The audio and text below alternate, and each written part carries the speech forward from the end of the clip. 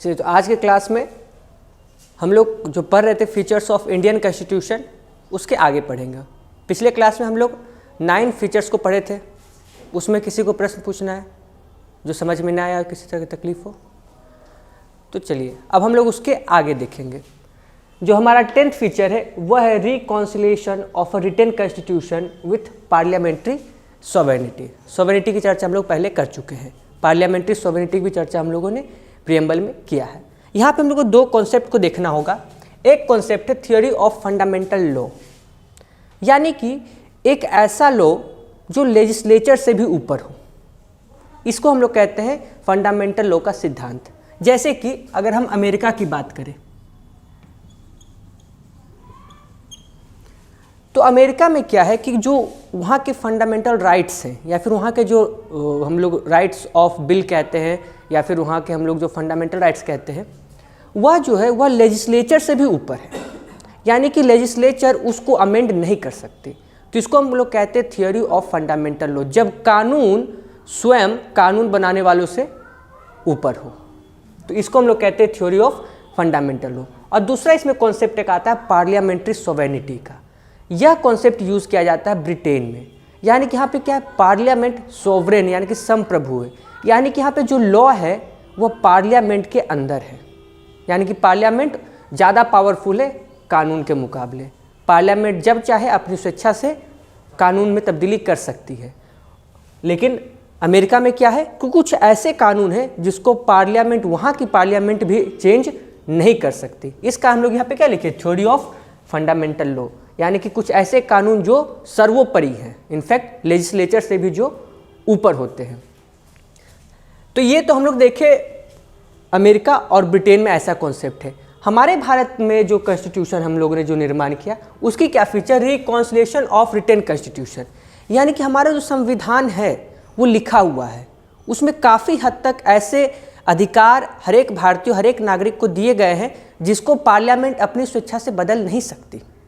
लेकिन इसके साथ ही साथ हमने एक ऐसा बैलेंस बनाया है जिसमें पार्लियामेंट को संप्रभु रखा है।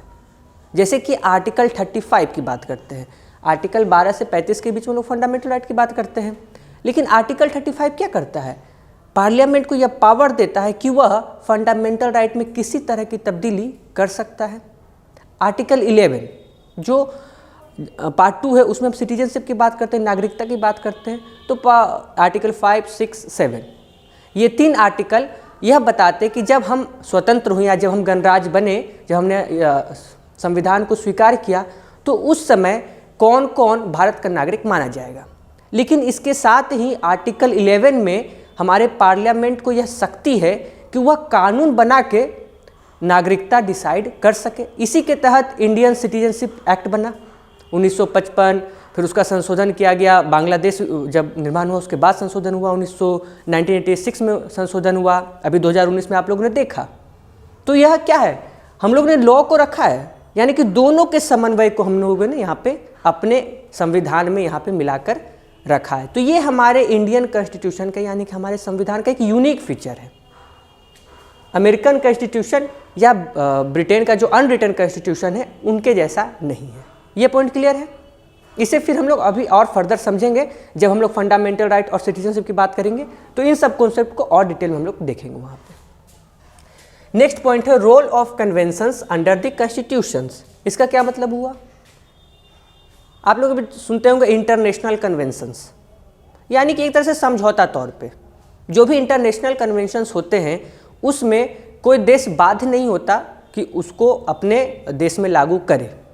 एक समझौता होता है इंटरनेशनल या फिर नेशनल लेवल पे ही कि हम लोग इस चीज़ को ध्यान में रखेंगे या फिर इस मुद्दे पे हम लोग फोकस करेंगे। यहाँ पे जो है हम क्या कर रहे हैं कि अपने कॉन्स्टिट्यूशन में कन्वेंशंस को भी जगह दे रहे हैं।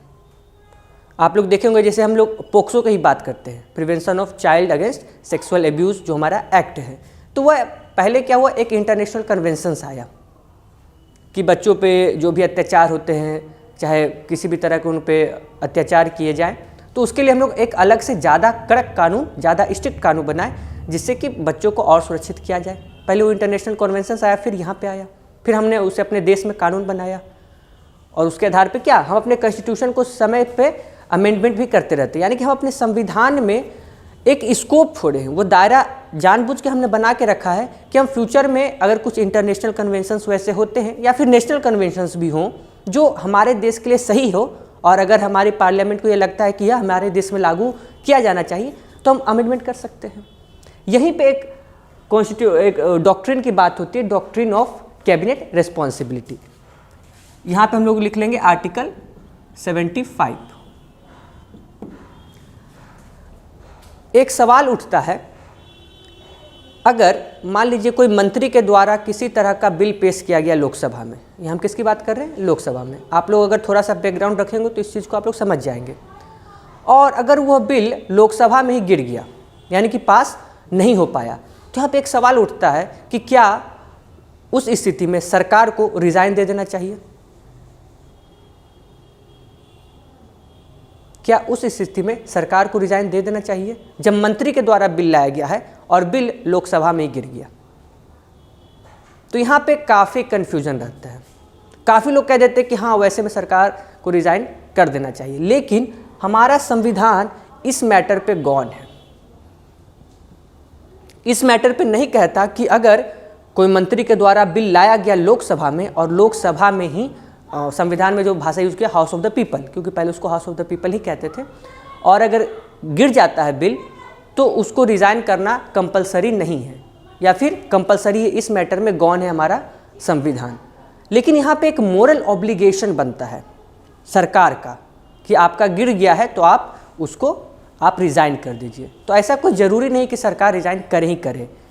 तो इस पे एक बहुत बेहतरीन सवाल उठता है, आपके मन में सवाल आ रहा होगा कि क्या सरकार की ये सिर्फ नैतिक जिम्मेदारी है कि रिज़ाइन करे, या सच में उसकी एक कॉन्स्टिट्यूशनल जिम्मेदारी है कि उसको रिज़ाइन करना ही पड़ेगा?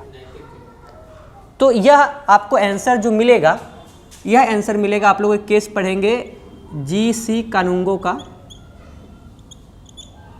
Versus state of Orissa.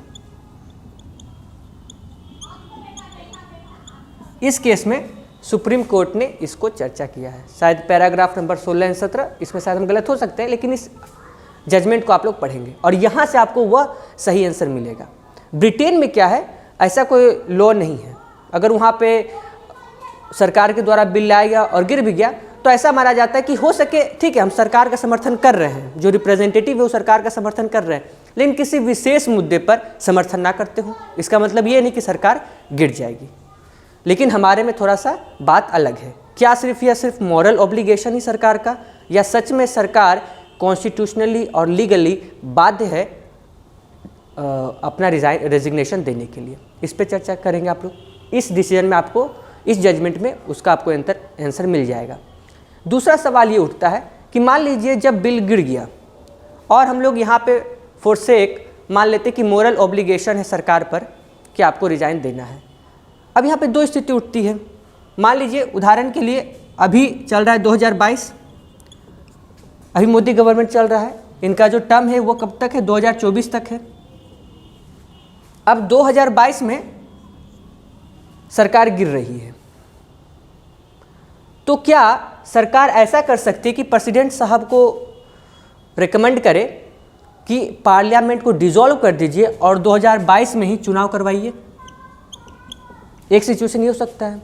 दूसरा सिचुएशन ये हो सकता है कि या तो सरकार गिर गई तो प्रेसिडेंट साहब जो दूसरा बड़ी पार्टी होगी उसको बुलाएंगे कि आप सरकार बनाइए, और फिर वो इस टर्म के लिए रहेगी और फिर 2024 में फिर से चुनाव होगा जो शेड्यूल्ड है। तो यहाँ पे दो सिचुएशन बनते हैं।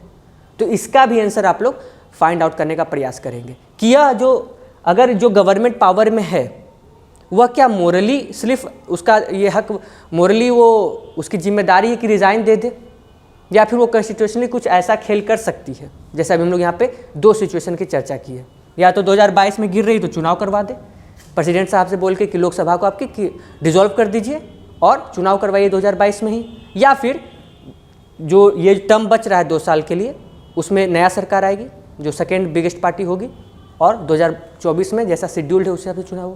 तो यहाँ पे दो कंडीशन आया। तो इन दोनों सिचुएशन को हमने जानबूझ के आपको क्लियर आंसर यहाँ पे नहीं दिया। इसका आंसर आप लोग कहाँ से मिलेगा? GC Kanungo versus state of Orissa के केस में सुप्रीम कोर्ट ने इस जजमेंट को दिया है। तो आप लोग वहाँ से फाइंड आउट करके नेक्स्ट क्लास में हम बताएंगे कि क्या इसका आंसर होगा। तो क्लियर है, आप लोग डॉक्ट्रिन ऑफ कैबिनेट रिस्पॉन्सिबिलिटी को समझ लिए। दूसरा, fundamental right and constitutional remedies. हमारे संविधान में हर एक नागरिक कुछ फंडामेंटल राइट्स भी जो हर एक व्यक्ति को दिए गए हैं। जब फंडामेंटल राइट की चर्चा करेंगे तो उसमें हम लोग चर्चा करेंगे कि नागरिक और व्यक्ति के बीच में क्या अंतर है। और यहाँ पे कॉन्स्टिट्यूशनल रेमेडीज़ की भी बात की गई है, जो हम लोग बात करते हैं आर्टिकल 32 में। उदाहरण के तौर पर ऐसा समझिए, आप लोग कभी देखे होंगे स्कूल में जो मॉनिटर बनाया जाता है, मैम लोग बनाती है, तो कैसे बच्चे को मॉनिटर बनाती है? 3 तरह के सिचुएशन होते हैं। या तो एक ऐसा जो बिल्कुल एकदम पढ़ाई में फोकस रहे, तो अधिकतर नॉर्मल कि वैसे बच्चे थोड़ा सा मारपीट से दूर रहते हैं, बस सिर्फ अपने काम से काम रखते हैं। कुछ ऐसे बैक बेंचर्स जिसको कहते हैं, तो थोड़ा सा दबंग व्यवहार के होते हैं। और एक मिडिल में आते हैं कि पढ़ाई में भी ठीक है, एवरेज है, और बाकी वो सब भी संभाल ले रहे हैं। तो टीचर लोग भी बड़े चालाक होते हैं, वो लोग एवरेज को बनाते हैं। क्योंकि अगर किसी के राइट को प्रोटेक्ट करना है तो आपको शक्तिशाली होना पड़ेगा।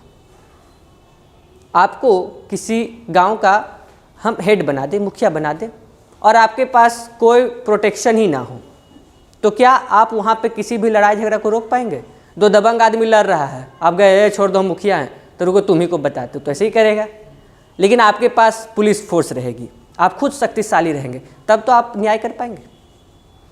तो यहाँ पे जो फंडामेंटल राइट दिया गया, अगर सिर्फ फंडामेंटल राइट दिया जाता और कॉन्स्टिट्यूशनल रेमेडीज़ नहीं रहता कि अगर फंडामेंटल राइट वायलेट हो रहा है सरकार के द्वारा, तो हम उसका कोई हमारे पास उपचार ही नहीं है, तो वो तो वही बात हो जाती है ना, किसी काम का वो फंडामेंटल नहीं रह जाता। तो हमारे संविधान में ही कॉन्स्टिट्यूशनल रेमेडीज़ को रखा गया है, जिसको हम आर्टिकल 32 के अंदर देखते हैं। आर्टिकल 32 के क्लॉज 2 में ही हम लोग 5 प्रकार के रिट का बात करते हैं: हैबेस कॉर्पस, मैंडेमस, प्रोहिबिशन, क्वो वारंटो और सर्ट्योरारी। ये 5 शब्द लेटिन भाषा के शब्द हैं, तो उस कारण थोड़ा सा अजीब लगता है सुनने में। बाकी कुछ टफ नहीं, जब पढ़ेंगे तो आसान लगेगा। यहाँ पे एक केस, रिसेंट केस हम लोग स्टडी करते हैं। 2014 में क्या हुआ, आप लोग सुनते होंगे कि आपका विदेश में नौकरी लगा देंगे, ऐसा करके आते रहते हैं लोग। तो साउथ की शायद घटना है, तो एक दंपत्ति को किसी ने अप्रोच किया कि हम आपको शायद सिंगापुर में नौकरी लगा देंगे, इस टाइप का। तो दंपत्ति ने शायद 3 लाख रुपया उसको दिया कि ठीक है आप 3 लाख रुपया लो, हमको नौकरी लगा दो। जो हस्बैंड था उसको सिंगापुर भेजा गया। वो शुरू में ठीक रहा, 1-2 साल तक ठीक रहा। अब प्रॉब्लम ये आ रही है कि उसका वाइफ का हस्बैंड लापता है 2-3 सालों से। कहाँ? वो गया था जॉब करने, सिंगापुर गया था जॉब करने। अब ये जो वाइफ है, ये इंडियन सुप्रीम कोर्ट अप्रोच करी, और जो लोग या फिर जो छोटी सी उनकी कंपनी थे जो नौकरी लगाने का काम करते थे, उन्होंने डाला कि सुप्रीम कोर्ट अपना हैबस कॉर्पस रिट का यूज़ करे और उस कंपनी को आदेश दे कि मेरे पति को शरीर के साथ मेरे समक्ष पेश किया जाए, यानी कि अदालत के समक्ष पेश किया जाए। अब यहाँ पे बड़ा कॉम्प्लिकेशन उठ रहा है, क्योंकि वो गायब हुआ है सिंगापुर में। अब सुप्रीम कोर्ट कहाँ तक उसकी शक्तियाँ हैं? क्या सुप्रीम कोर्ट ऐसा कर सकती है? वो कंपनी कह रहा है कि नहीं, हम तो जॉब लगाए थे, हम तो जॉब दिए भी थे, उसके बाद का मुझे नहीं पता। इसकी वाइफ का कंप्लेन है कि नहीं, यही लोग उसको किडनैप करके रखा है और अधिक पैसा का डिमांड कर रहा है, ऐसी वैसी बातें हैं। तो इस पे आप लोग देखेंगे, अभी तो केस इस पे चल रहा है, जजमेंट धीरे धीरे आएगा, लेकिन इस टाइप के केस को भी आप लोग समझेंगे कि सुप्रीम कोर्ट का दायरा कहाँ तक है, यानी कि हमारे जो न्यायपालिका है, जुडिशियरी है, उसका एक दायरा कहाँ तक है, कहाँ तक वो अपने जजमेंट को एक्सपेंड कर सकती है। क्या वो अपने जजमेंट को वैसे लोगों तक भी जारी कर सकती है जो भारत का नागरिक ना हो? क्या हो कि कोई व्यक्ति विदेशी हो और भारत में आके अपराध किया हो, वो विदेशी है, फॉरेन है, तो क्या हम लोग या हमारी जुडिशरी उसे सज़ा दे सकती है अपने कानून के तहत? तो इस पे आप लोग ढूंढेंगे और इस पे हमें आंसर बताएंगे, बाकी हम लोग इसको फर्दर ऑन देखेंगे। अगला जो पॉइंट है वो है judicial review makes the constitution legalistic. यहाँ पे 2 इंपॉर्टेंट टर्म यूज़ किए गए, एक है जुडिशियल रिव्यू और दूसरा है कॉन्स्टिट्यूशन लीगलिस्टिक। लीगलिस्टिक कहने का मतलब क्या है? लीगल टर्म में, यानी कि कॉन्स्टिट्यूशन ही एक लीगल डॉक्यूमेंट के तौर पे हमारा जुडिशरी उसको देख सकता है। यहाँ पे एक और टर्म यूज़ किया गया जुडिशियल रिव्यू का। जुडिशियल रिव्यू मतलब आप लोग नाम सुने कभी जुडिशियल रिव्यू का?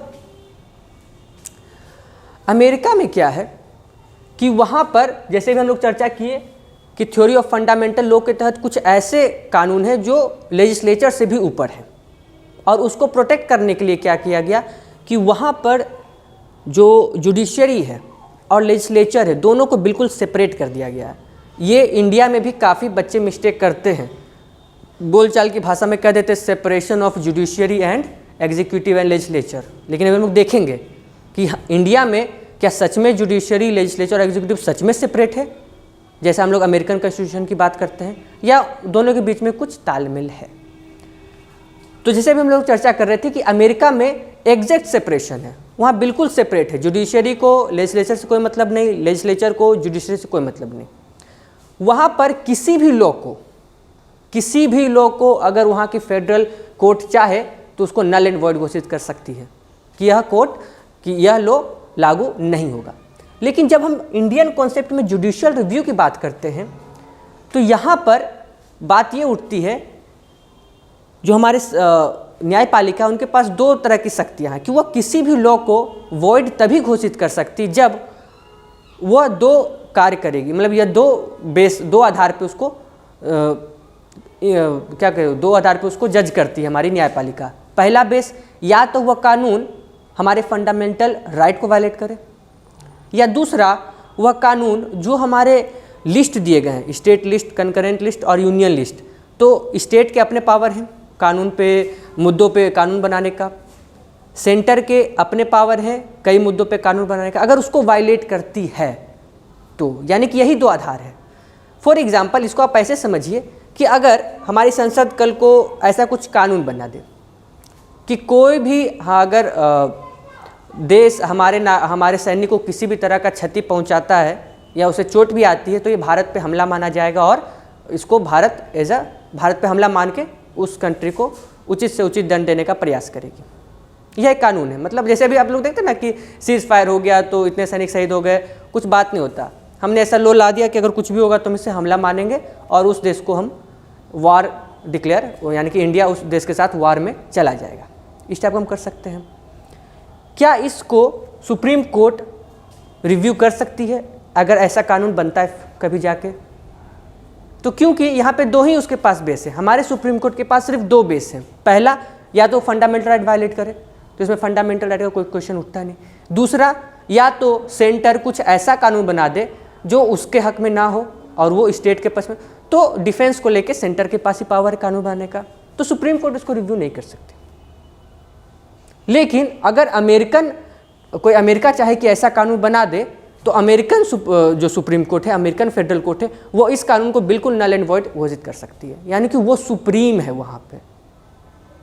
वहाँ पे सुप्रीम कोर्ट सुप्रीम है। इनफैक्ट अमेरिकन फेडरल कोर्ट के ही एक चीफ जस्टिस होते थे, जस्टिस का नाम था हुग्स। इसका प्रोनाउंसिएशन आप लोग देख लेंगे कैसे करेंगे, जी है ये हुग्स। उन्होंने खुद कहा कि अमेरिकन सुप्रीम कोर्ट सुप्रीम है देन लेजिस्लेचर, क्योंकि अमेरिकन सुप्रीम कोर्ट किसी भी कानून, कोई भी अगर वहाँ का लेजिस्लेचर कोई कानून बनाता है तो अमेरिकन सुप्रीम कोर्ट उसको नल एंड वॉइड घोषित कर सकती है। सिर्फ यही नहीं, वह एक तरह से जजमेंट भी पास कर सकती है कि आप इस पर कानून बनाइए, और अगर नहीं बनाते तो वो जजमेंट ही तब तक ऐसा कानून की तरह कार्य करेगा। लेकिन हमारे में वैसा नहीं है।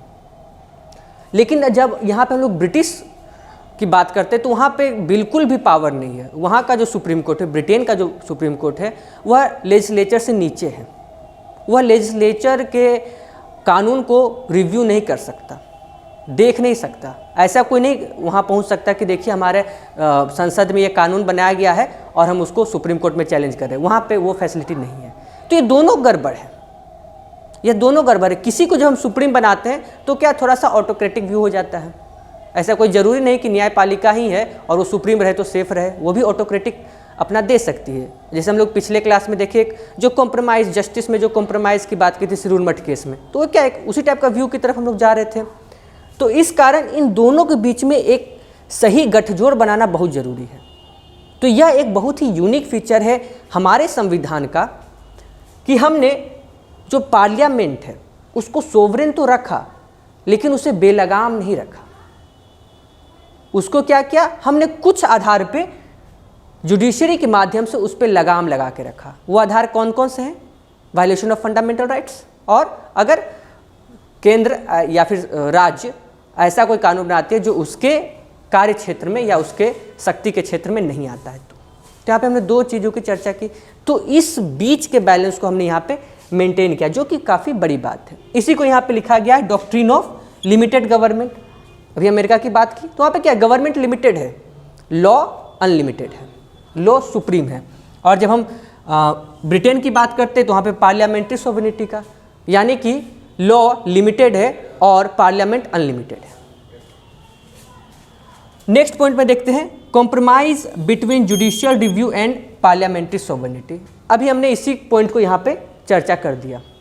क्या क्या हमारे संविधान में क्या है, एक कॉम्प्रोमाइज़ है जुडिशियल रिव्यू और पार्लियामेंट्री सोवरेनिटी के बीच में। अगर आप इसको थोड़ा सा चित्रात्मक रूप में समझेंगे तो ये कुछ ऐसा है कि अगर पार्लियामेंट को हम घोड़ा समझें तो जुडिशियल रिव्यू एक लगाम की तरह कार्य करता है, जो जिसके लगाम दो तरफ से आते हैं ना, दो तरफ से, जिसके एक हाथ में फंडामेंटल राइट है और दूसरे हाथ में वायलेशंस ऑफ जो लिस्ट में शक्तियाँ दी गई हैं, अगर शक्तियों का वायलेशन होता है तो यह दो आधार पे यहाँ पे हमारा जुडिशियल रिव्यू और पार्लियामेंट्री सोवरेनिटी काम करता है। अब यहाँ पे एक बहुत ही बेहतरीन सवाल उठता है और आप लोग इसको सोचेंगे। हम लोग आम बोलचाल की भाषा में बहुत बड़ा मिस्टेक कर देते हैं कि हमारी सुप्रीम कोर्ट, जुडिशरी और एग्जीक्यूटिव सब सेपरेट हैं, सेपरेशन ऑफ जुडिशरी की बात करते हैं।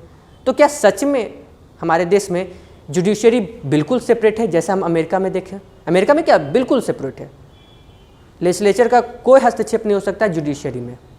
लेकिन क्या हमारे कॉन्सेप्ट में भी वैसा ही है या कहाँ तक है? या फिर जैसे हम लोग ब्रिटेन में बात की है कि वहाँ पे क्या जुडिशरी का कोई पावर ही नहीं है, एक तरह से देखा जाए तो पावर जुडिशरी लेजिस्लेचर संसद के द्वारा बनाए गए कानूनों को रिव्यू नहीं कर सकती।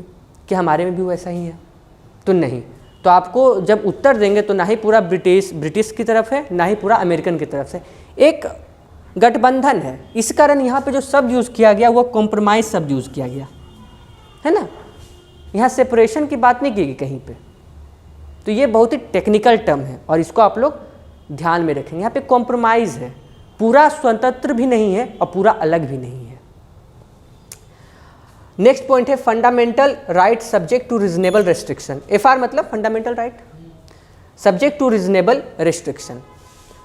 अमेरिकन कॉन्स्टिट्यूशन में हम लोग क्या देखें कि वहाँ पे जो फंडामेंटल राइट्स या फिर बिल ऑफ राइट्स की बात की जाती है, पिछले क्लास में हम लोग चर्चा की है, राइट टू बियर आर्म्स उनका एक फंडामेंटल राइट है, जिसकी वजह से अमेरिका में आज क्या हो रहा है, हर घंटा एक बच्चा बिना अपराध के मारा जा रहा है।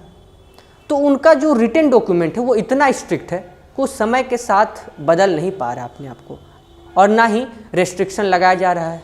वहाँ पे कम से कम वहाँ की पार्लियामेंट तो रेस्ट्रिक्शन नहीं लगा सकती। अगर वहाँ पे कोई अगर रेस्ट्रिक्शन लगा सकता है तो वह वहाँ की सुप्रीम कोर्ट है, जो अपने जजमेंट के माध्यम से वहाँ पे चेक एंड बैलेंस का काम करती है। दूसरा में अगर हम अमेरिकन ब्रिटिश की बात करें तो वहाँ पे क्या है कि पार्लियामेंट सोवरेन है, वहाँ पे जुडिशरी के पास पावर नहीं है। लेकिन ऐसा भी हो सकता है कि जो पार्लियामेंट है वो खुद एक ऑटोक्रेटिक हो जाए, वो खुद मनमाना करने लगे, तो फिर कौन रोकेगा? तो फिर कैसे वहाँ के नागरिकों के अधिकारों की रक्षा हो पाएगी? यह बहुत बड़ी सवाल उठता है। तो यहीं पे जब हम लोग देखें कि जब अगर हम अपने नागरिकों को फंडामेंटल राइट दे दें और उन पे अगर रेस्ट्रिक्शन ना लगाएं तो कल को यह मुसीबत पैदा कर सकता है। मुसीबत इन द सेंस राष्ट्र की एकता और अखंडता को लेकर, जैसे freedom of speech and expression की बात करते हैं ना। अब आप लोग देखें अभी इंडिया पाकिस्तान का जो मैच हुआ, तो इंडिया में कुछ लोग क्या किए, पाकिस्तान जीत गया उसके खुशी में बम फोड़े, या फिर इंडिया हार गया उसके खुशी में बम फोड़े। तो अगर एक्शंस देखा जाए एज इट इज़ तो एक्शन बिल्कुल भी लीगल है, कोई इलीगल इसमें नहीं है। आदमी ये पटाखा फोड़ सकता है, लेकिन फिर भी यहाँ पे क्या है, एक उन लोग को UAPA के तहत अरेस्ट किया गया वैसे लोगों को पहचान करके।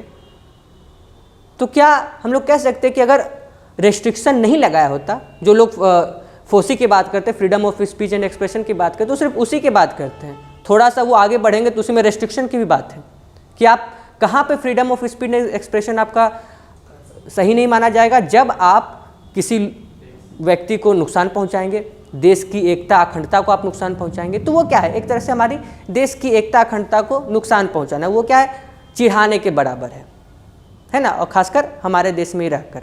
तो उस कारण हमने कॉन्स्टिट्यूशन में ही फंडामेंटल राइट के साथ ही साथ रेस्ट्रिक्शन भी पुट किए हैं। तो ये हमारे कॉन्स्टिट्यूशन की एक बहुत बड़ा फीचर निकल के आता है, क्योंकि हमने देखा अमेरिकन कॉन्स्टिट्यूशन में ऐसा कुछ नहीं है। वो अब चाह के थोड़ा सा वो फंस चुके हैं एक तरह से देखा जाए तो, उसमें एक रिवॉल्यूशन आएगा तो ही शायद उनमें ऐसा बदलाव हो सके। अगला जो हम बात करते हैं वह है social equality guaranteed bye constitution, यानी कि हमारा जो संविधान है वह सामाजिक न्याय की बात करता है। इनफैक्ट हम लोग जो जस्टिस के सेक्शन में पढ़ रहे हैं उसमें भी हम सामाजिक न्याय के ही सिद्धांत को समझने का प्रयास कर रहे हैं। सामाजिक न्याय कहने का मतलब क्या है, जैसे कि आर्टिकल 17 अनटचेबिलिटी की बात करता है ना, जाति रंग भेद धर्म के नाम पे किसी भी तरह का भेदभाव नहीं होना चाहिए। और ये जो है फीचर सोशल इक्वालिटी की जो हम बात करते हैं अपने कॉन्स्टिट्यूशन में, और सिर्फ कॉन्स्टिट्यूशन में नहीं, हम उसको अपने फंडामेंटल राइट्स में भी रखे हैं, ये काफ़ी यूनिक है। क्योंकि आज भी जितने भी आप यूरोपियन कंट्री देखेंगे वहाँ भी नस्ल के नाम पे, रंग के नाम पे और धर्म के नाम पे भेदभाव काफ़ी होता है, और उसको काफ़ी हम लोग देख भी सकते हैं। अभी ब्लैक लाइफ मैटर्स ऐसे करके प्रोटेस्ट भी हुआ था अमेरिका में काफ़ी। सिर्फ यही नहीं, एक प्यू फाउंडेशन है, इसका भी रिपोर्ट आप लोग पढ़ सकते हैं। ये धर्म को लेके काफ़ी रिसर्च करते रहता है। रिपोर्ट पढ़ेंगे तो ये कहता है कि अमेरिका में 90% लोग ऐसे हैं, जब आप अमेरिका का अगर आप नेशनल सिंबल टाइप का कहेंगे तो देखेंगे तो उसमें लिखा रहेगा in the God we trust, ऐसा रहता है। तो वहाँ पे जब बात आती है कि in the God we trust, तो कैसे भगवान की बात की जा रही है, किस भगवान की बात की जा रही है, तो वहाँ पे जीसस क्राइस्ट की बात की जा रही है। तो यहाँ पे प्यू फाउंडेशन रिसर्च किया कि क्या ये होना चाहिए, क्योंकि अमेरिका भी अपने आप को एक सेकुलर कहता है। हमने जब प्रेम्बल पढ़ा तो देखा यहाँ भी सवाल उठा था कि हम भी in the name of God कर दें, लेकिन बात उठी कि नहीं, अगर कोई भगवान में नहीं मानता या हम जिस भगवान में मानते हो किसी और भगवान में मानता हो तो दिक्कत हो जाएगी। लेकिन यहाँ पे in the God we trust को 90% अमेरिका ने सही माना कि नहीं, हम जीसस क्राइस्ट में विश्वास करते हैं और ये बिल्कुल सही है। सिर्फ यही नहीं, यूरोप में और भी, जैसे आप क्रिश्चियन में देखेंगे तो जो 2 मेजर ग्रुप निकल के आते हैं वो है कैथोलिक और प्रोटेस्टेंट्स, फिर बाकी उसमें अपना अपना बंटवारा होते रहता है। तो उसमें भी आपको बहुत सारे यूरोपियन कंट्री मिल जाएंगे जो अपने आप को बिल्कुल प्रोटेस्टेंट कैथोलिक कहेंगे, कुछ ऐसे प्रोटेस्टेंट क्रिश्चियन कहेंगे, प्रोटेस्टेंट कैथोलिक नहीं, और कुछ ऐसे यूरोपियन कंट्री मिल जाएंगे जो आपको कैथोलिक क्रिश्चियन कहेंगे। तो वहाँ पे क्या ये बिल्कुल काफ़ी उनके फाउंडेशन में है अभी तक, भले वो अपने को कितना भी सेकुलर कहें कुछ भी कहें, लेकिन उनके फाउंडेशन में है। जब आप इसको सोशल इशू या फिर इकोनॉमिक्स में थोड़ा देखिएगा ना, तो इससे थोड़ा हमारे देश में कठिनाइयाँ आ जाती है, क्योंकि उनके यहाँ थोड़ा सा ये सब कम है तो छुट्टियाँ कम हैं। हमारे में नेशनल हॉलिडे काफ़ी ज़्यादा छुट्टी है, मुहर्रम आ गया तो सबको छुट्टी, दिवाली आ गया तो सबको छुट्टी, तो हमारा जो वर्किंग टाइम है ना ओवरऑल वो घट जाता है, वो रिड्यूस हो जाता है। तो ये इकोनॉमिक्स में आप लोग देखेंगे तो इन सब समस्या को वहाँ पे आप लोग कॉपी में लिख सकते हैं। ये भी एक बड़ी समस्या है, ज़्यादा लोग इस पर ध्यान नहीं देते, लेकिन वो जो वर्किंग टाइम घटता है ना, तो उससे क्या इंडस्ट्री को नुकसान होता है। तो सर अगर एक में जैसे मतलब कोई ऑफिस में ढेर सारे एम्प्लॉयज़ हैं तो दिवाली में सिर्फ हिंदू को छुट्टी दिया जाए या फिर उसका तो ऐसा क्यों नहीं करते? अब वो तो सरकार ही बताएगी, फिलहाल तो ऐसा नहीं है हम लोग में। दिवाली है तो सबको छुट्टी मिलेगा, गुड फ्राइडे, अब गुड फ्राइडे की छुट्टी आप नहीं मनाते, जबकि हम लोग करते कुछ नहीं है। दिवाली है तो बाकी जो नहीं मनाते वो लोग आराम से बैठे रहते हैं, लेकिन छुट्टी सबको मिलती है। तो ये हालांकि थोड़ा सा इकोनॉमिक्स का था, लेकिन मैंने यहाँ पे देना जरूरी समझा, क्योंकि इस एस्पेक्ट को हम लोग यहाँ पे या किसी भी जगह हम देखे नहीं कि वैसा उभार के इसको रखा जाए, लेकिन क्या हम लोग थोड़ा सा रिसर्च भी करते रहना चाहिए, क्योंकि जिस एग्ज़ाम की लोग तैयारी कर रहे हैं ना, ब्यूरोक्रेसी की बात करें तो उसमें आइडियाज़ की बात की जाती है। इसमें ऐसा कुछ नहीं कि क्या सही है क्या गलत है, इसमें क्या आप कितना बेहतरीन आइडिया पेश कर सकते हैं। हम जैसे मेरे पास एक आइडिया आया, ये बात शायद आप कहीं आप नहीं सुने होंगे, मैं खुद भी कहीं नहीं सुना, ये मेरा खुद का रिसर्च है कि इससे हमारा क्या जो ओवरऑल वर्किंग आवर है वो घट जाता है। तो एज ए कंपनी को लॉस होता है, जितने भी इंडस्ट्रीज हैं उनको लॉस होगा क्योंकि छुट्टी देना पड़ेगा कर्मचारियों को उस हिसाब से। तो इसको भी हम लोग अपने इकोनॉमिक्स में रख सकते हैं, ठीक है। इसी को जब हम लोग बात करेंगे मैटरनिटी बेनिफिट पे, तो मैटरनिटी बेनिफिट आप लोग देखेंगे कानून बना हुआ है कि कोई महिला अगर गर्भवती है तो उसको छुट्टी प्लस पैसा, लेकिन जब आप इसको इंडस्ट्रीज़ के व्यू से देखेंगे तो अब क्या वो महिला मेरे लिए काम नहीं कर रही, लेकिन हमको उसको पैसा देना पड़ रहा है, तो हमारे ऊपर तो लोड हो गया ना। दूसरा, अगर जब इसको सोशल पर्सपेक्टिव के व्यू से देखते हैं, जो कुछ लोग ऐसा भी समर्थन करते हैं मैटरनिटी बेनिफिट का, थोड़ा सा हम आउट ऑफ टॉपिक जा रहे हैं, कि जो महिलाएं हैं तो क्या है कि प्रेगनेंसी एक उनके वर्कफोर्स में बाधा ना बने। भारत में जो वुमेन वर्कफोर्स का पार्टिसिपेशन है तो 2004 में यह करीब 26% था और 2019 में यह घट के करीब 20% के आसपास हो गया है वुमेन वर्कफोर्स का पार्टिसिपेशन। और इसमें जो तर्क देते हैं कुछ लोग, यह कहते हैं कि प्रेगनेंसी जो है महिलाओं के लिए एक बहुत बड़ा हर्डल का काम करती है, तो इस कारण हम लोग यहाँ पे मैटरनिटी बेनिफिट के लिए अलग अलग एक्ट बनाते हैं, अलग अलग प्रावधान करते हैं। लेकिन अगर यहाँ पे हम सोशल व्यू देखें तो जो एक बच्चा जन्म लिया, ये मेरा मत है, आप लोग भी अच्छा लगे तो अपने बातों में रख सकते हैं, कि जो बच्चा जन्म लिया वह एक जीवित प्राणी है, वह कोई जानवर नहीं, ना ही कोई मशीन है कि टाइम से तेल डाल दिए, सर्विसिंग कर दिए, फिट नहीं। उसको खाना पीना, न्यूट्रिशन, शिक्षा, संस्कार जब लगातार उसको 20-25 साल तक दिया जाएगा, तब जाके वह एक अच्छा व्यक्ति और राष्ट्र के लिए एक अच्छा व्यक्ति बन पाएगा। तो क्या है, इस चीज़ को हम यहाँ पे ख़त्म कर देते हैं। और जब इसको हम लोग अपने सोशल कल्चर में पढ़ते हैं, तो इसी कारण आजकल क्या ये बिल्कुल प्रैक्टिकल व्यू है कि माता बहनें क्या करती हैं कि फ़ोन पकड़ा दी, खेलते रहो। तो क्या बच्चा अपनी संस्कृति से कटता जा रहा है। अभी जो लावण्या का केस देखे, चलो लावण्या तो फिर भी काफ़ी बहादुर लड़की थी जो अब तो सुसाइड कर ली, उसकी भी चर्चा कभी करेंगे डिटेल में, लेकिन ऐसी बहुत सारी केसेस आते रहती हैं, है ना। जो एक हम ज़्यादा डिटेल में इसमें नहीं जाएंगे, यूरी बेजमेनोव नाम है, थोड़ा सा शायद स्पेलिंग गलत हो सकता है। यह केजीबी के एक तरह से जासूस थे। केजीबी रशियन, जैसे हमारा RAW है ना, रिसर्च एनालिसिस विंग रॉ, तो उस टाइप का ये थे केजीबी के, यूरी बेजमेनोव।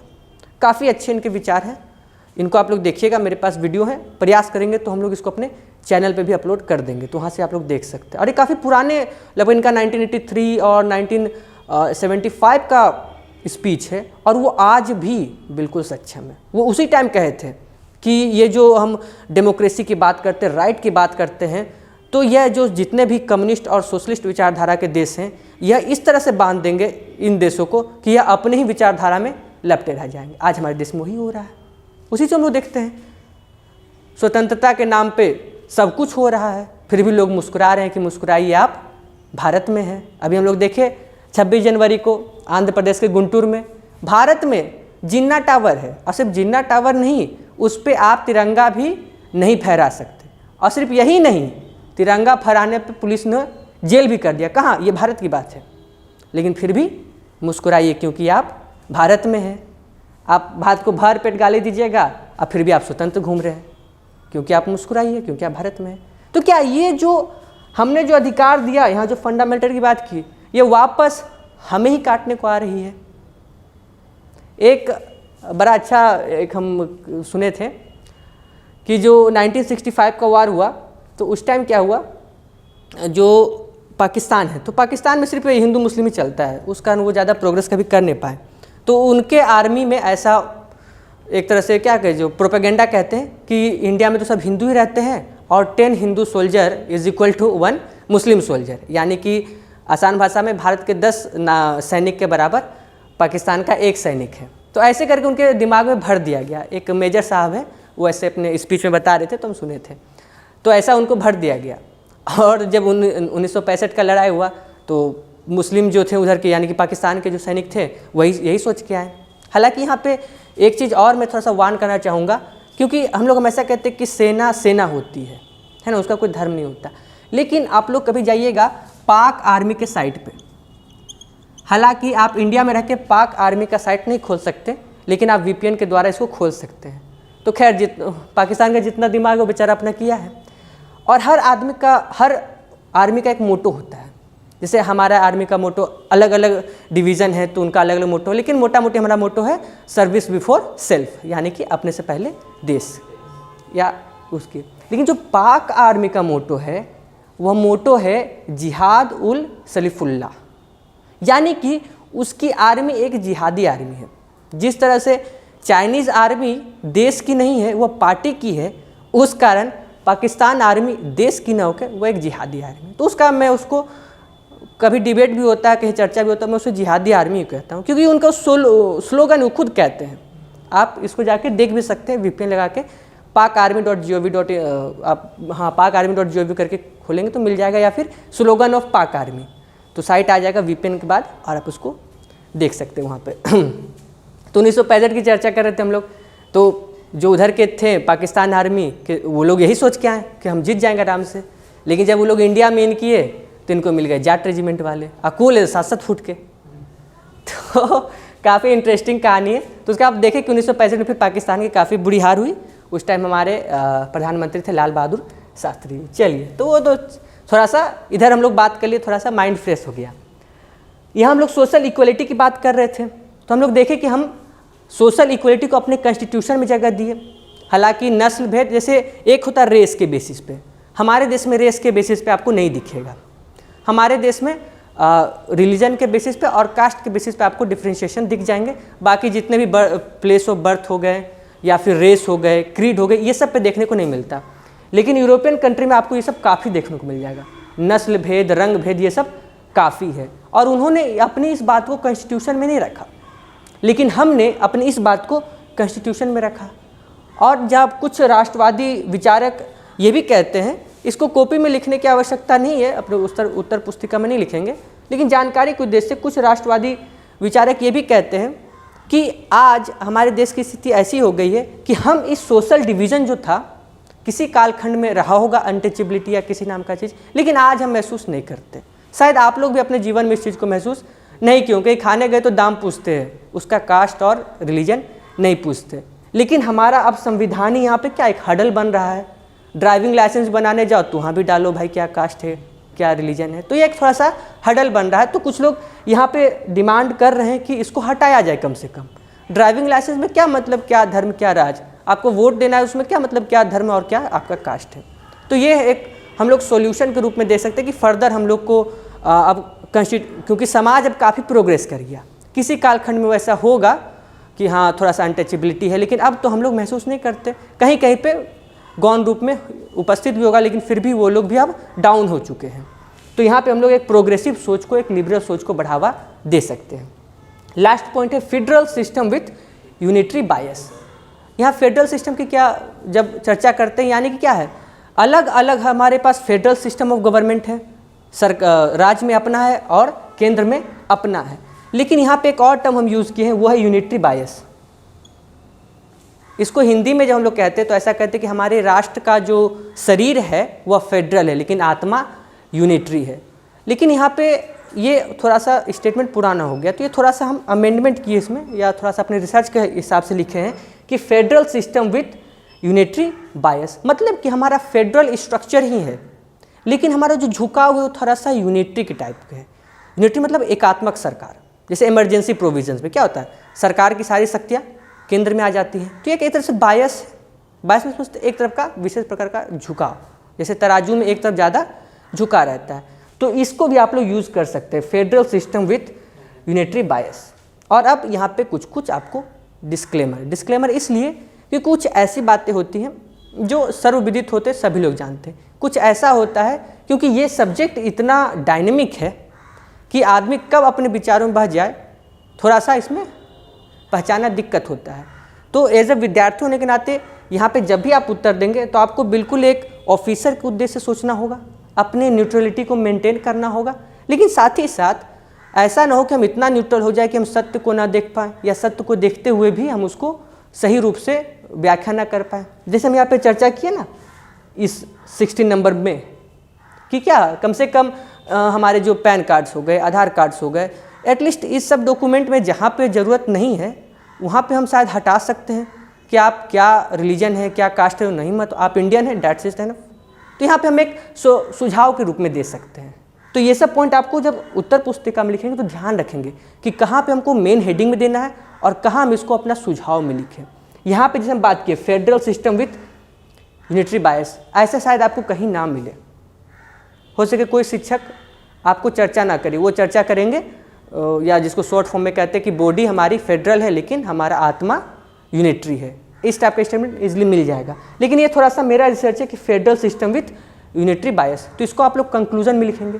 तो इन सभी बातों को आप लोग यहाँ पे ध्यान देंगे। तो इसी के साथ हमारा जो सेकेंड चैप्टर है फीचर्स ऑफ इंडियन कॉन्स्टिट्यूशन, आज हम लोग यहाँ पे समापन करते हैं। यहाँ पे 2-3 बात जो आप कह रहे थे कि एक्ट नहीं मिला, तो कपूर कमीशन की रिपोर्ट तो मिल जाएगी, आज हम उसको घर जाके डाल देंगे। सिरूर मठ केस का जजमेंट भी डाल देंगे। लेकिन वहाँ पे एक बात आपने और कहा कि आपने यूट्यूब पे उसको सर्च किया, ठीक है। अब क्या है ना कि यूट्यूब पे हर व्यक्ति, या यूट्यूब क्या, हर व्यक्ति किसी न किसी प्रति उसका झुकाव रहता है। लेकिन जब आप ब्यूरोक्रेसी की तैयारी कर रहे हैं, जब आप जजमेंट की बात करें, जस्टिस जब आपको करना पड़ेगा, तो आप झुकाव के साथ नहीं रह सकते, तो फिर आप न्याय नहीं कर पाएंगे। तो न्याय करने के लिए आपको सत्य को देखना होगा, किसी भी तरह के प्रीजुडिसनेस से या पूर्वाग्रह से आपको हटकर सत्य को देखना होगा। तो इस कारण मैं पर्सनली सजेस्ट करता हूँ कि किसी भी यूट्यूब वीडियो या वैसा आप देखने का प्रयास ना करें, क्योंकि आपके पास काफ़ी टाइम है, तो आप बेयर जजमेंट को पढ़ने का प्रयास करें। इस कारण मैं आपको बहुत सारे होते हैं ना, जैसे ये सब चीज़, बहुत सारे जजमेंट शेयर करता हूँ। उसी जजमेंट आपको तरह तरह की चीज़ मिल जाएंगी। जैसे कपूर कमीशन की बात करें, तो वहाँ पे अगर कोई राष्ट्रवादी रहेगा, तो कपूर कमीशन में ही रेप ऑफ रावलपिंडी इसका बात कहा गया है। यानी कि जब देश का बंटवारा हुआ तो इतना ज़्यादा वहाँ पे नरसंहार और रेप हुआ। रावलपिंडी जो पाकिस्तान में पड़ता है, वहाँ पे जो हिंदू और सिख माता बहनें थी, तो इस टाइप का टर्म यूज़ किया गया। तो अगर कोई राष्ट्रवादी विचारधारा का होगा तो आपको वो यही चीज़ यूज़ करेगा। वहाँ पे एक आंखों देखा हाल भी है कि वहाँ पे मतलब जब ट्रेन भर भर के आ रहे थे लोग, तो एकदम खच्चम खुच्ची भीड़ था एकदम। ऐसा भी उल्लेख मिलता है कि लोग खुद का ही पेशाब पीने को मजबूर हो गए थे, पानी भी अवेलेबल नहीं था। ऐसा भी उल्लेख मिलता है कि जो जब जैसे जो सैनिक थे, तो अधिकतर मुस्लिम सैनिक पाकिस्तान के पक्ष में जाने का प्रस्ताव रखे, वो चले गए। तो ऐसा भी मिलता है कि जो पाकिस्तान में जो मुस्लिम सैनिक थे, वो बाकायदा उधर के जिहादियों और को मदद कर रहे थे कि इधर हिंदू मुस्लिम को मारो, ठीक है। तो इस टाइप का भी आपको उल्लेख वहाँ पे मिल जाएगा। तो कोई अगर राष्ट्रवादी विचारधारा का रहेगा तो इस चीज़ को देखेगा, कोई अगर अलग विचारधारा का रहेगा तो इसको देखेगा। तो आपको पावर अगर चाहिए तो आपको पूरा जजमेंट पढ़ना होगा, पूरा एक्ट पढ़ना होगा, तब आपका दोनों हाथ में गेंद रहेगा। फिर आपको पता रहेगा कि कब कौन सा गेंद हमें फेंकना है। तो ये पावर बहुत मजबूत है, तो उस कारण उसको अपना देखिए। हम इस बताए ना भी, तो ये बिल्कुल एक राष्ट्रवादी विचारधारा हो गई। हम थोड़ा सा लिबरल विचारधारा की बताएं, ठीक है। अगर हम मान लीजिए भारत सरकार को गलत साबित करना चाहें, तो इसी जो हम लोग रिपोर्ट की बात करें, कपूर कमीशन की रिपोर्ट की बात करें, इसी में कहा गया है कि 20 जनवरी को भी गांधी जी पे बम फेंका गया था मारने के लिए। और जो इंटेलिजेंस थी उसको भी पता था, अब भारत सरकार को भी पता था कि गांधी जी को कुछ लोग हत्या करना चाहते, कि उसके कुछ कारण थे। जैसे कि गांधी जी पे एक लोग उस टाइम जो भारत के लोग थे काफ़ी गुस्सा में थे। वो इतने गुस्सा में थे, उसके 2 प्रमुख कारण, एक तो इंडिया जो अटैक किया कश्मीर पे, उसके बाद भी गांधी जी बोले कि जो पाकिस्तान का नहीं इंडिया बोल रहे सॉरी पाकिस्तान ने जो अटैक किया था कश्मीर पे, उसके बाद भी गांधी जी आमरण अनशन पे बैठ गए थे कि पाकिस्तान को 55 करोड़ रुपया मिलना चाहिए। जबकि भारत की संसद और भारत के लोग सब लोग विरोध में आ गए थे कि अब पाकिस्तान को 1 रुपया भी नहीं देंगे। तो ऐसा उल्लेख मिलता है कि 13 जनवरी को वह धरना पे बैठ गए थे, आमरण अनशन की ना पैसा देबे करो। एक बात तो ये हो गई, तो इससे काफ़ी लोग रुष्ट थे। दूसरी घटना ये मिलती है कि जब डायरेक्ट एक्शन डे जिन्ना के द्वारा हुआ और नोआखली समय दंगे हुए, काफ़ी लोग मारे काटे गए, तो उसके बाद बहुत सारे दिल्ली के आसपास के कुछ मुस्लिम लोग अपना पाकिस्तान चले गए, और उधर के जो थे जिन पे अत्याचार हुआ वो लोग इधर आए। तो यहाँ के लोग जो भी मुस्लिम घर जो लोग छोड़ के चले गए थे, मस्जिद थे, उसमें शरण लिए। और गांधी जी नेहरू, ऐसा भी कुछ उल्लेख मिलता है कि गांधी जी सरकार को दबाव डाल के कहें कि नहीं, सारा हिंदू को मस्जिद और इस सब से निकालो, क्योंकि वो एकता चाहते थे कि मुस्लिम लोग वापस आ जाए, देश ना बटे, सब लोग अपने अपने जगह पे आ जाए। तो इससे भी वहाँ पे बहुत सारे ऐसे बच्चे जो दूधमुहे बच्चे थे, गोद में थे, और ठंड की उस टाइम मौसम थी, तो उस टाइम पूरा उल्लेख से मिलता है कि काफ़ी लोग गांधी जी से रुष्ट थे। अभी एक गांधी जी के बारे में थोड़ा सा नया भी बात निकल के आ रहा है, थोड़ा सा उनका ब्रह्मचर्य के प्रयोग के बारे में। उनकी खुद की एक पोती है आभा गांधी करके, कि थोड़ा सा गलत कृत्य में ऐसे सम्मिलित थे। काफ़ी ऐसे अलग अलग घटनाएं उनके बीच में उठने को आ रही है। तो क्या आपको सारी जानकारी रखनी पड़ेगी? बिल्कुल है कि आपका अपना एक विचारधारा हो, उस विचारधारा में की अपनी एक धार हो, और आप उसको जगह जगह पे प्रदर्शित भी करें। लेकिन जब आप किसी पद पे होते हैं तो आप नहीं होते, वो पद की एक गरिमा होती है। उस पद की गरिमा को मेंटेन करना बहुत ही महत्वपूर्ण होता है। तो सभी चीज़ को जाने, ऐसा नहीं कि कोई हमारी विचारधारा से अगर अलग है तो उसको हम नहीं जाने, उसको भी हम जाने। हम खुद गांधी जी को इतना मानते हैं, लेकिन जब कुछ लोग वैसा भी बात कहता है कि हाँ ऐसे ऐसी घटनाएं थी, तो उसको भी सुनते हैं, उसके भी सत्य को जानने का प्रयास करना चाहिए। तो सभी चीज़ों को यहाँ पे हमें जानने का प्रयास करना चाहिए, तब जाके एक जो स्टेबल माइंड होता है ना, एक न्याय करने वाला व्यक्ति, उस चीज़ को हम लोग यहाँ पे पर्याप्त कर पाएंगे। और जहाँ तक की बात रही कॉन्स्टिट्यूशन पढ़ने की, तो आप लोग के पास कोई बुक है लक्ष्मीकांत वगैरह? ऐसे लोग लक्ष्मीकांत की बात करते हैं, आप लोग नहीं लिए तो अच्छी बात है, उसको आप लोग ना लें। अगर आप लोग ले सके तो बुक लेंगे डी बासु की, लेकिन मुझे नहीं लगता कि वो बुक आप लोग ले पाएंगे, क्योंकि उसका क्या है ना, लगभग 15 वॉल्यूम उसका शायद बुक है, 15-16 वॉल्यूम में, तो उसको छोड़ देंगे। एक और है, मैं एक नाम बता, अभी कुछ संजय या सक्सेना करके कोई है, उसका नाम बताऊंगा, वो पढ़िएगा। हाँ, एक बेयर एक्ट तो आपको रखना पड़ेगा कॉन्स्टिट्यूशन का, वो तो हम पहले कहते हैं, आप खुद लिखिए उसको हाथ से। पूरा एक्ट, पूरा कॉन्स्टिट्यूशन जैसा है उसको एज इट इज़ आप लोग अपने कॉपी में लिखेंगे। एक साइट आप लोग ज़रूर देखेंगे, PRSindia.gov, ठीक है। इस साइट पे आप लोग ज़रूर नज़र बनाएंगे, PRSindia.gov। इस पर जो भी नए नए केसेस आते रहते हैं या फिर पार्लियामेंट में कुछ वैसा बिल आया तो उसकी यहाँ पे चर्चा होते रहती है। इसके साथ ही साथ आप लोग करेंट अफेयर और बाकी सबको भी देखने के लिए एक काम जरूर करेंगे। पहले राज्यसभा टीवी था, अब तो हो गया संसद टीवी,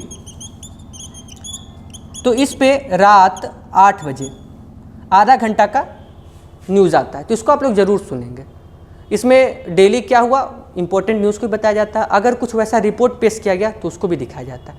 तो रिपोर्ट, जजमेंट, प्रयास करें कि जितना हो हम उसको बेयर पढ़ सकें। बेयर कहने का मतलब जैसा वो है वैसा, ये नहीं कि हमसे सुन लिए या फिर किसी और से सुन लिए। तो इन सब बातों को यहाँ पे हम लोग इंक्लूड करेंगे।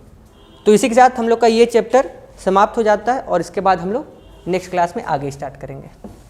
तो जस्टिस में पिछले क्लासेस में हम लोग जेरेमी बेंथम को सीखे, जो यूटिलिटी थ्योरी के प्रतिपादक रहे। उसी थ्योरी को जो सवाल उठाए गए थे फंडामेंटल राइट्स को लेकर और व्यक्तिगत अधिकारों को लेकर, उसका जवाब देने के लिए जॉन स्टुअर्ट मिल आगे आए। वह यूटिलिटी थ्योरी को थोड़ा सा ह्यूमनाइज करने का प्रयास किए। उन्होंने कहा कि जब ऐसा नहीं है कि यूटिलिटी थ्योरी की जब हम बात करते तो लोगों का उसमें प्रेफरेंस को काउंट नहीं किया जा रहा। हम लोग उदाहरण के रूप से देखें, समझे भी थे कि अगर हत्या करना गलत है तो सबके लिए गलत हो गया, यानी कि सभी के प्रेफरेंस को हम लोग उसमें ऑन एन एवरेज काउंट कर लिए। और पिछले दिन हम लोग इसमें एक नए शब्द को दिखे थे, कॉम्प्रोमाइज़ का, है ना। सिरूर मठ केस में एक तरह से सुप्रीम कोर्ट ने क्या कह दिया कि पहले क्योंकि आप मेजोरिटी में हैं हिंदू पार्टी तो आप कॉम्प्रोमाइज़ कीजिए, फिर बाद में देखेंगे। That is a different thing, बाद में हुआ नहीं हुआ, बाकी पे अप्लाई हुआ, वो अलग एस्पेक्ट है। लेकिन क्या जस्टिस में ऐसा कॉम्प्रोमाइजेशन हो सकता है, या जस्टिस कॉम्प्रोमाइजेशन से बिल्कुल अलग है? जस्टिस होता है एंड इट स्टैंड अलोन। इन सब की बातों की हम लोग चर्चा किए थे। लेकिन फिर भी जॉन स्टुअर्ट मिल को पढ़ने के बाद भी हम लोग देखें कि एक जो व्यक्ति का व्यक्तिगत अधिकार होता है, क्योंकि जॉन स्टुअर्ट मिल भी एक तरह से सभी के प्रेफरेंस को काउंट करने की बात कर रहे हैं। हो सकता है कि किसी को टॉम एंड जेरी ही सच में पसंद हो, तो हम सब पे अप्लाई तो नहीं कर सकते कि नहीं सब चाहने की ही देखो। तो क्या कोई ऐसा सिद्धांत है जो सच में हर एक व्यक्ति के अधिकारों की बात करे? तो इसी को हम लोग देखते हैं, जिसको हम लोग पढ़ते हैं थ्योरी ऑफ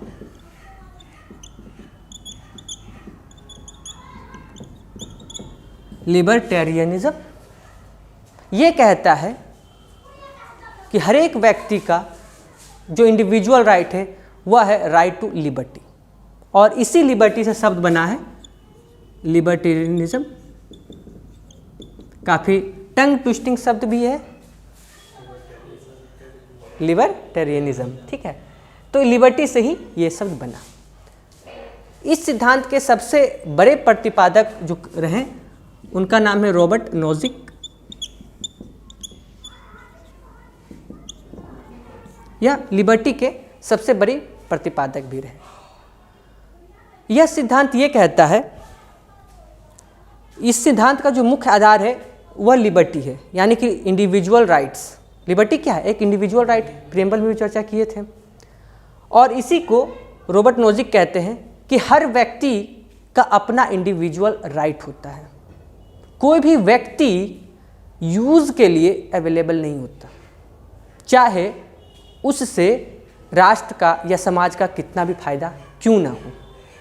इसीलिए जब हम बात किए कि क्यों नहीं हम उस आदमी का अंग निकाल के बाकी साइंटिस्ट में डाल दें, तो आप लोग उसको गलत माने, क्योंकि कुछ वैसे अधिकार होते हैं जो व्यक्ति का अपना होता है, और किसी भी greater number for greater good की जो बात करते हैं वह व्यक्ति अवेलेबल नहीं होता, उसको हम लोग यूज़ नहीं कर सकते for the betterment of the society.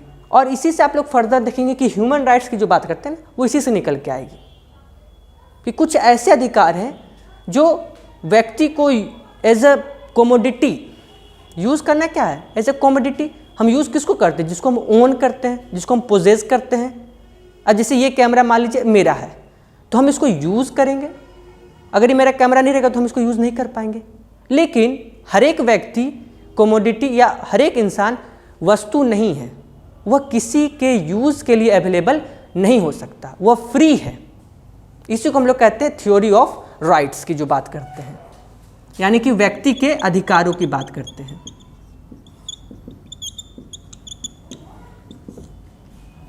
इसी को रॉबर्ट नोजिक ने कहा।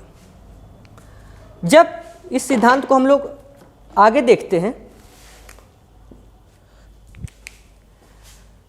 तो रॉबर्ट नोजिक कहते हैं कि कोई भी सरकार तीन काम करती है, और उस 3 काम को रॉबर्ट नोजिक ने इल्लीगल माना, इलेजिटिमेट माना। वह 3 काम कौन कौन से हैं? सबसे पहला पैटर्नलिस्टिक लेजिस्लेशन। लेजिस्लेशन तो आप लोग समझते हैं, मतलब कानून। पैटर्नलिस्टिक लेजिस्लेशन कहने का मतलब क्या है कि वैसे कानून जो व्यक्ति को खुद से ही बचाती है, जैसे सीट बेल्ट लगाना, हेलमेट पहनना। लिबर्टी के प्रतिपादक या फिर जो भी लिबरल विचारधारा को होते वो कहते हैं ठीक है, व्यक्ति अगर सीट बेल्ट लगाता है, हेलमेट पहनता है, अच्छी बात है, लेकिन सरकार को यह अधिकार नहीं है कि वह व्यक्ति को इसके लिए मजबूर करे। इसी को इंग्लिश में कहते हैं कोहर्स करे, है ना, कि आप कानून बना के उसको मजबूर करें कि हेलमेट नहीं पहना तो 1000 रुपये फाइन लाओ या जेल जाओ, सीट बेल्ट नहीं लगाया तो फाइन लाओ, जेल जाओ। तो ये क्या एक कोहर्सिंग हो गया? ठीक है, आप मोटिवेट किए, आप जागरूकता अपनाएं, that is a different thing. ये अच्छी बात है कि व्यक्ति हेलमेट पहने, सीट बेल्ट लगाए, गाड़ी चलाते हुए फ़ोन पे बात ना करे, लेकिन हम इसके लिए फोर्स नहीं कर सकते। तो रॉबर्ट नोजिक कहते हैं कि नो पैटर्नलिस्टिक लेजिस्लेशन, यानी कि जो पैटर्नलिस्टिक लेजिस्लेशन है वह लिबर्टी को वायलेट करता है ना। हम लोग जब सरकार सुन सकते हैं, लेकिन हम लोग के पास ये फैसला नहीं है कि हम हेलमेट पहन के गाड़ी चलाएं या ना चलाएं। नहीं चलाएंगे तो पनिशमेंट मिलेगा। दूसरा उन्होंने जो कहा वो कहा no moral legislation. Moral legislation मतलब जैसे कि उदाहरण के तौर पर हम लोग देखें, एडल्ट्री की ही बात की है या फिर LGBT कम्युनिटी की ही बात की है, तो कुछ साल पहले तक यह क्या मोरल नहीं माना जाता था। तो रॉबर्ट नोजिक कहते हैं कि सरकार का यह रोल नहीं होना चाहिए कि वो मोरल लेजिस्लेशन पास करे कि व्यक्ति को क्या करना चाहिए क्या नहीं करना चाहिए, जब तक व्यक्ति समाज या राष्ट्र का नुकसान ना कर रहा हो। जैसे कि अगर हम फेमस उदाहरण लें ऑल ओवर द वर्ल्ड, तो LGBT कम्युनिटी जिसको लेस्बियन और गे कहते हैं, बाकी सब कम्युनिटी, अगर उनके बीच में किसी भी तरह का रिलेशनशिप है, कोई वैसे 2 लोग हैं, तो उससे किसी समाज को क्या नुकसान है? राष्ट्र को नुकसान है? नहीं। तो रॉबर्ट नोजिक कहते हैं या फिर जितने भी लिबर्टी के विचारधारा वाले होते हैं वो कहते हैं कि इसमें सरकार को हस्तक्षेप नहीं करना चाहिए, क्योंकि इसमें समाज या राष्ट्र को किसी तरह का नुकसान नहीं है। तो इस कारण सरकार का यह दायित्व नहीं बनता कि वह किसी प्रकार के मोरल लेजिस्लेशन को बनाए। इसी में एडल्ट्री आ जाता है, इसमें आपका LGBT कम्युनिटी आ जाता है, ये सब क्या है, इसी को सपोर्ट करते हैं। और तीसरा जो इन्होंने कहा वो कहा no redistribution of income from rich to poor. क्या हुआ? रशिया वाला जो अभी करेंगे चर्चा हम लोग इस पे भी। तीसरा इन्होंने कहा कि no redistribution of income from rich to poor. ठीक है, कुछ सोशल कॉज जैसे कि डिफेंस हो गया, आपका जुडिशरी हो गया, पुलिसिंग हो गया, इन सब के लिए हम लोग कर सकते हैं। इन सब के लिए ठीक है, हमने रिच पे किसी प्रकार का टैक्स लगाया ताकि इन सब सुविधा को दे सके। लेकिन कोई व्यक्ति क्योंकि सिर्फ वो अमीर है और उस पर हम टैक्स लगा रहे हैं और दूसरे को हम शिक्षा दे रहे हैं, दूसरे को हम खाना दे रहे हैं, मतलब गरीबों को हम शिक्षा दे रहे हैं, खाना दे रहे हैं, तो यह उस व्यक्ति के लिबर्टी का वायलेशन हुआ। हाँ, यहाँ पे उन्होंने 2 टेस्ट की और बात की कि यहाँ पे हमें 2 टेस्ट करना चाहिए। पहला क्या है कि जस्टिस इन एक्विजिशन, कि यह जो व्यक्ति एक्विजिशन मतलब इनिशियल होल्डिंग, अगर कोई व्यक्ति पैसा कमा रहा है तो उसके लिए अलग अलग संसाधन को यूज़ करेगा, ज़मीन और बाकी ट्रांसपोर्टेशन, इलेक्ट्रिसिटी, जो भी संसाधन वो यूज़ कर रहा है, तभी तो प्रोडक्शन करके आगे प्रॉफिट कमाएगा। अगर उसमें वो जस्टिस किया है यानी कि फेयर है, लीगल है, और दूसरा जो डिस्ट्रीब्यूशन है यानी कि एक तरह से हम लोग जो सेल की बात कर सकते हैं, अगर उसका जो फ्री मार्केट जिसको हम लोग कह सकते हैं इकोनॉमिक टर्म में, इन 2 टेस्ट को उन्होंने दिया कि अगर इन 2 टेस्ट के आधार पर सही है, फेयर है, तो वो व्यक्ति के, अगर हम उस पर टैक्स चार्ज कर रहे हैं तो एक तरह से उस व्यक्ति के लिबर्टी का वायलेशन हुआ।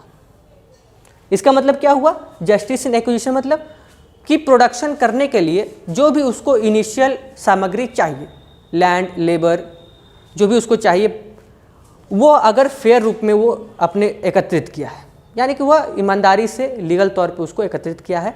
और दूसरा सेल, यानी कि जब वो बेच रहा है तो अपने कस्टमर को फोर्स नहीं कर पा रहा, या अगर फोर्स नहीं कर रहा, जैसे कि आप बाज़ार जाते हैं तो आपको मान लीजिए साबुन लेना है, तो XYZ आप किसी कंपनी का ले सकते हैं। क्या कोई कंपनी आपको फोर्स कर सकती है? ना, हमारे लोग नहीं। अगर वो ऐसा नहीं किया, बिल्कुल फेयर मार्केट है जहाँ पे सब आदमी उतर सकता। आज जैसे कि हम बात करें पतंजलि की, तो उनकी साबुन आ रही, आप भी चाहे अपना साबुन बना सकते हैं, आपको कोई रोकेगा नहीं। तो जब ये 2 कंडीशन मीट हो रहा है और ये दोनों कंडीशन अगर लीगल है और फेयर है, तो फिर उस व्यक्ति पर टैक्स लगाना या फिर टैक्स के रूप में उसके पैसा लेना एक तरह से उसके लिबर्टी का वायलेशन है, और इस कारण यह इलीगल है। उदाहरण के तौर पर देखें तो भारत में 10% पॉपुलेशन के पास, यानी कि 10% आबादी के पास 63.5% से अधिक का वेल्थ है, इंडियन वेल्थ की अगर बात करें तो हम सिर्फ इस रिजल्ट को देख कर, अरे बाप रे, इतने कम लोगों के पास इतना ज़्यादा पैसा, ऐसा हम लोग देखते हैं। तो सिर्फ इसको देख कर हम लोग नहीं कह सकते कि यह इलीगल है या फिर यह जस्ट नहीं है, यह अनजस्ट है, ऐसा हम नहीं कह सकते, क्योंकि हम लोग सिर्फ 2 चीज़ देखेंगे। जस्टिस इन एक्विजिशन, क्या उन्होंने जो भी लैंड, लेबर सब कुछ इकट्ठा किया वो फेयर था, लीगल था। दूसरा, उनका जो भी बिक्री का तरीका रहा वो बिल्कुल फ्री है। अगर ये दोनों सही है तो हम उन पर टैक्स चार्ज नहीं कर सकते। अगर इसके बाद भी हम अगर उन पर टैक्स चार्ज करते हैं तो एक तरह से ये क्या हो जाएगा, उनके लिबर्टी का वायलेशन हो जाएगा, और इस कारण लिबर्टी के प्रतिपादक जो कहते हैं वह इस चीज़ को इलीगल मानते हैं। तो इस पे अब आप लोगों को अपना विचार रखना चाहिए। उदाहरण के तौर पे जैसे भारत में सबसे अमीर कौन है? भारत में सबसे अमीर कौन है? मुकेश अंबानी, रिलायंस इंडस्ट्रीज है ना सबसे अमीर। 2021 में मुकेश अंबानी का जो नेटवर्थ है वो करीब 92 बिलियन US डॉलर्स है। ये मुकेश अंबानी का नेटवर्थ है 2021 अक्टूबर 2021 तक, बढ़ा ही होगा अब तक। उन्होंने फेयर तरीके से जो भी उनको रिसोर्सेज चाहिए उन्होंने जमा किया, फ्री मार्केट में उन्होंने काम किया, और उन्होंने अपना प्रॉपर्टी बनाया। कुछ लोग ऐसा भी कहते हैं कि ये जो मुकेश अंबानी हैं वह 1 सेकंड में इतना पैसा कमाते हैं कि अगर मान लीजिए वो रास्ता से जा रहे हों और वो देखे कि 2000 का नोट गिरा हुआ रास्ता में, अगर उसको झुकेंगे उठाने के लिए तो उनका एक तरह से वो लॉस हो जाएगा, क्योंकि वो 1 सेकंड में उससे ज़्यादा वो कमा लेते हैं, है ना। इतना ज़्यादा वो मतलब उनका अर्निंग है, पर सेकंड की बात यहाँ पे की जा रही है, यानी कि वो पर सेकंड हो सके 10,000 से भी अधिक का अर्निंग करते होंगे। हम लोग दूसरा उदाहरण ले लें, मान लीजिए अक्षय कुमार की ही ले लेते हैं। अक्षय कुमार ठीक है, इतना अमीर नहीं है, लेकिन उनका भी करीब करीब शायद सितंबर या 2021 में इनका करीब $48 मिलियन के आसपास का इनकम था। एस्टिमेट कहते हैं कि करीब करीब हर मंथ 4 करोड़ रुपीस कमाते हैं। अब गवर्नमेंट इन पर टैक्स चार्ज करती है। आप लोग को भी, या मुझे लगता है आप सभी से सहमत होंगे कि इतना ये लोग कमा रहे हैं, थोड़ा सा हम इनसे पैसा लिए जिससे इनको ज़्यादा प्रभाव ना पड़े, क्योंकि आप लोग यूटिलिटी थ्योरी को पढ़ चुके हैं। हम थोड़ा सा इनसे पैसा लिए और गरीबों को शिक्षा, खाना, हेल्थ फैसिलिटी ये सब दिए, तो क्या है, हो सके इनको ज़्यादा ना बुझाए। अब जो 92 बिलियन कमा रहा है उससे अगर हम 100-200 करोड़ ले भी ले तो क्या फ़र्क पड़ेगा, लेकिन गरीबों के लिए बहुत फ़र्क पड़ जाएगा, उनके लिए वही अमाउंट बहुत लार्ज हो जाएगा। यहाँ पे हम लोग उस सोशल सिक्योरिटी को इंक्लूड नहीं कर रहे हैं, मतलब जैसे डिफेंस हो गया, पुलिस हो गया, जुडिशियल हो गया, इसको इंक्लूड नहीं कर रहे हैं। बाकी जो बेनिफिट की बात कर रहे हैं, जैसे ना PDS के माध्यम से खाना देना, मेडिसिन फैसिलिटी, एजुकेशन फैसिलिटी, ये सब देना। तो क्या यह आप लोगों को गलत लग रहा है यहाँ पे कि हम उन पर तो चार्ज कर रहे हैं एक तरह से?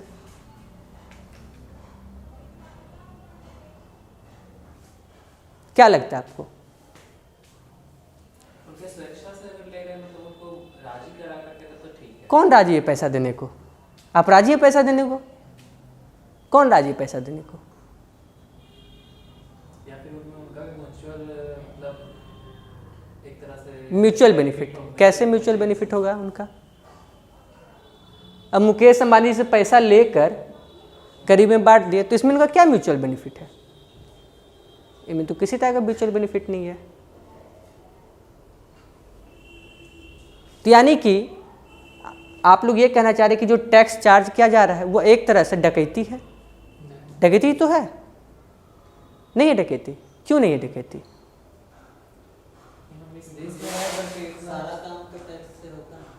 नहीं, वो ठीक है, सारा काम टैक्स, लेकिन जो टैक्स हम चार्ज करते तो डकैती ना हो गया। जब इन्होंने ईमानदारी से पैसा कमाया है और हम इनके पैसा को ले रहे तो डकैती है, चोरी भी नहीं, क्योंकि चोरी की परिभाषा थोड़ा भिन्न होती है। तो डकैती बिल्कुल एक तरह से डरा धमका के, अच्छा नहीं दोगे तो रुको हम इनकम टैक्स भेजते तुम्हारे घर, ये तो डकैती एक तरह से। इन्होंने बिल्कुल मेहनत से अपनी कमाई, अपनी मेहनत करके पैसा कमाया है। मुकेश अंबानी के जो पिताजी धीरू भाई अंबानी थे, तो उनका सभी लोग कहानी सुनेंगे, वो पेट्रोल पंप पे पेट्रोल बेचते थे। तो आज से जब हम 40-50 साल पहले का बात करें तो हो सके यहाँ बैठे हुए बहुत सारे लोगों में से अगर 50 साल पहले की बात देखें तो मुकेश अंबानी से या धीरू भाई अंबानी से ज़्यादा अच्छा स्थिति आपके घर का होगा, है ना। आपके खेत होगा, उनके पास जाहिर सी बात है खेत बहुत कम होगा, तभी तो पेट्रोल पंप पे कार्य करते थे, मेहनत से कमाए और आज देखिए इतना कमाए, तो क्या दिक्कत है इसमें? तो एक तरह से तो डकैती हो गई ना उनके घर में। यानी कि आप लोग का ये कहना कि टैक्स नहीं लगाना चाहिए? लगाना चाहिए, तो फिर डकैती हो गई। सर एक तरह से मतलब जिस लैंड पे हम रह रहे हैं वो देश का है, तो सरकार तो मतलब इसके लिए, इस देश के लिए तो पैसा दी ना, उसको हम उसके बदले में टैक्स दे रहे हैं ना, कि हम यहाँ रह करके अपना सारा बिजनेस सेटअप किए हुए हैं, तो उसके बदले में नहीं, तो सरकार जो जमीन दी तो उसके लिए तो पैसा दिया, वो फ्री में तो नहीं दिया, पैसा लिया ना सरकार। आप ही किसी को रेंट पे देते हैं रूम तो उससे आप पैसा लेते हैं ना, कि फ्री में देते हैं? पैसा लेते हैं आप। और उसे कहने का वो जो घर बना, वो घर तो आप नहीं बनाए, वो तो मिस्त्री बनाया। इनफैक्ट इसमें जो आप ईटा यूज़ किए वो भी आप खुद का उत्पादन नहीं किए, वो तो खुद ही आप यही मट्टी खोद के उसको थोड़ा सा पका के आपने ईटा लगाया। आपने जो सीमेंट यूज़ किया वो भी तो इसी से निकाला, और इस धरती पे तो सबका बराबर अधिकार है, तो फिर आपको रेंट नहीं लेना चाहिए।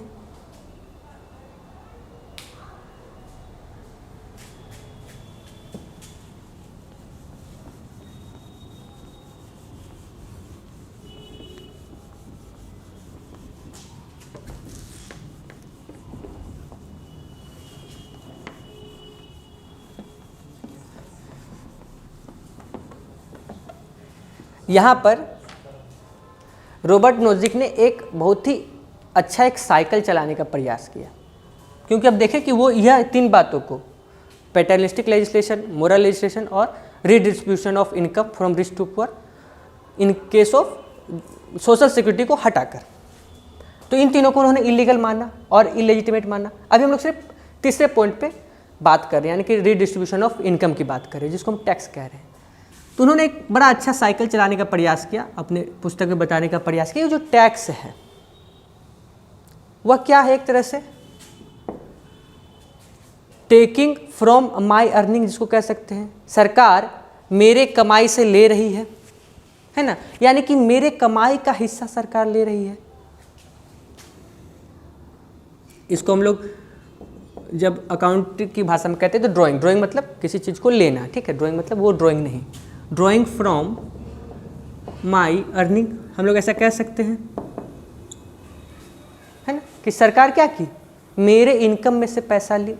यानी कि अगर हम मान लीजिए 12 घंटा काम करते हैं, लेकिन सरकार क्या कहती है कि आपने जो 2 घंटा काम किया उस 2 घंटा का पैसा आप हमको दे दो टैक्स के रूप में। यानी कि हमसे 2 घंटा एक्स्ट्रा जो लेबर हम किए उसका फल हमको नहीं मिला। क्या इसी को हम लोग फोर्स्ड लेबर नहीं कहते? इसी को तो होता है फोर्स्ड लेबर। फोर्स्ड लेबर मतलब क्या, बेगार मतलब क्या, कि मैं आपसे काम कराऊंगा लेकिन पैसे नहीं दूंगा, या फिर आपकी मेहनत पे मेरा अधिकार होगा। इसी को इंग्लिश में कहते हैं you will not get the fruits of your labour. हमने लेबर किया कितना, 12 घंटा, लेकिन हमको फ्रूट कितना मिल रहा है, ओनली 10 आवर का, 2 घंटा सरकार ले ली। तो अगर इसको मोरल आधार पे देखें तो क्या ये फोर्स्ड लेबर नहीं है? और जब फोर्स्ड लेबर की बात करते हैं तो यह वही बात नहीं हो गई कि सरकार क्या कर रही है, हम लोगों को एक तरह से स्लेव बना रही है, दास बना रही है। क्यों? क्योंकि जो लिबर्टी के प्रतिपादक है या जो लिबरल थ्योरी कहती है कि हर एक व्यक्ति खुद को ओन करता है ना, इनका जो मेन आइडियोलॉजी है वह क्या, सेल्फ पोजेशन। हम खुद को क्या करते, पोजेस करते हैं, मेरे ऊपर किसी का अधिकार नहीं है। लेकिन सरकार मेरे इस टाइम को और मेरे इस लेबर को ले रही है, यानी कि सरकार मेरे में एक पार्ट ओनर है, पार्शियली ओनर है, पूरा नहीं लेकिन पार्शियल ओनर तो कह सकते सरकार को। तो जब पार्शियली ओनर है तो हम एक तरह से स्लेव ही तो हुए, एज ए स्लेव ही तो हमको ट्रीट किया जा रहा है। तो यह जो एक साइकिल चला, यह काफ़ी बेहतरीन साइकिल रॉबर्ट नोजिक के द्वारा रखा गया। साइकिल क्या है कि जो टैक्स है वो क्या है, मेरे कमाई में से एक हिस्सा लिया जा रहा है। जब मेरे कमाई में से एक हिस्सा लिया जा रहा है, यानी कि हमको फोर्स्ड लेबर या बेगार के लिए मजबूर किया जा रहा है। और जब बेगार के लिए मजबूर किया जा रहा है, यानी कि हम जो लेबर किए उसका फ्रूट हमको नहीं मिलेगा, तो क्या यही तो स्लेव है, यही तो स्लेवरी है। स्लेवरी में यही तो होता था, जिसको कॉन्स्टिट्यूशन प्रोहिबिट करती है और बहुत सारे इंटरनेशनल कन्वेंशन भी इसको प्रोहिबिट करते हैं। United nation declaration for human right भी इसको प्रोहिबिट करती है कि नहीं, स्लेवरी नहीं होना चाहिए, फोर्स्ड लेबर नहीं होना चाहिए। तो क्या tax is a form of slavery?